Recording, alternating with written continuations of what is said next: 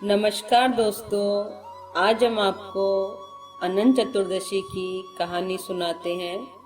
इसे ध्यान से सुनिएगा। यह व्रत भाद्रपद माह की शुक्ल पक्ष की चतुर्दशी भगवान अनंत का व्रत रखकर मनाई जाती है। इस व्रत के नाम से लक्षित होता है कि यह दिन उस अंत न होने वाले सृष्टि के कर्ता विष्णु की भक्ति का दिन है। पूजा विधि इस प्रकार है। स्नान करके कलश की स्थापना की जाती है।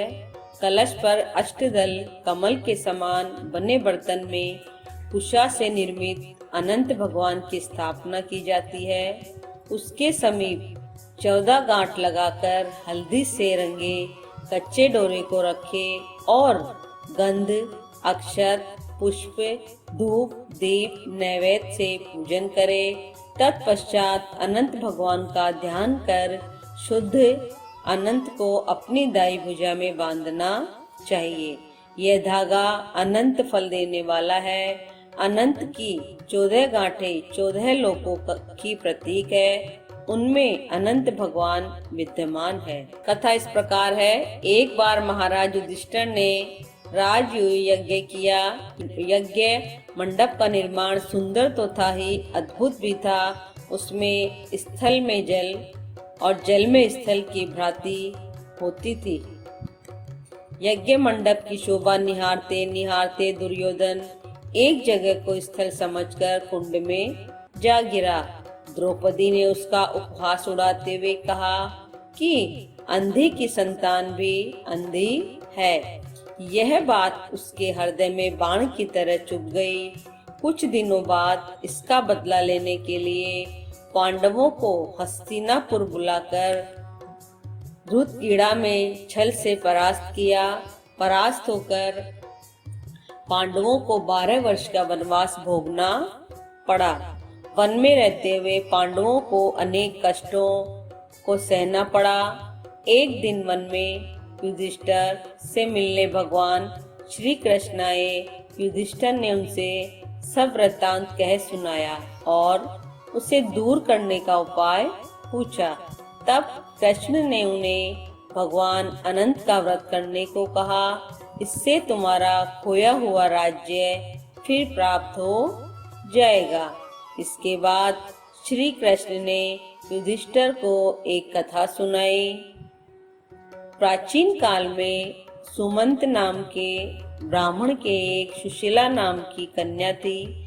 बड़ी होने पर ब्राह्मण ने सुशीला का विवाह कौंडिल्य ऋषि से कर दिया। कौंडिल्य ऋषि सुशीला को लेकर अपने आश्रम को चल दिए।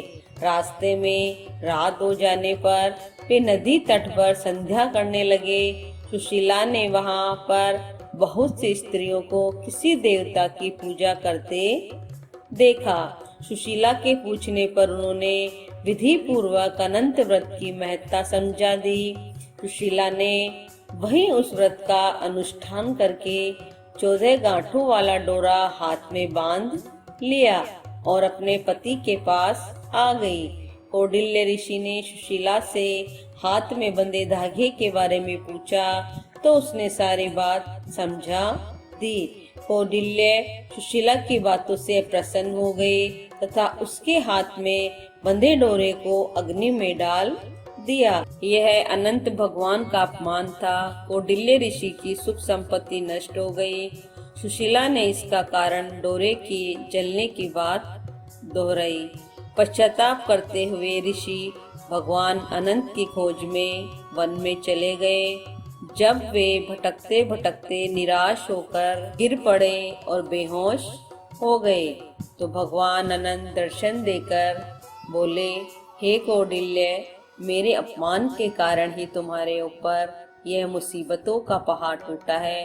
तुम्हारे पश्चाताप के कारण मैं प्रसन्न हूँ। आश्रम जाकर 14 वर्ष तक विधि विधान पूर्वक अनंत व्रत करो। तुम्हारे सारे कष्ट दूर हो जाएंगे। कौंडिल्य ने वैसा ही किया।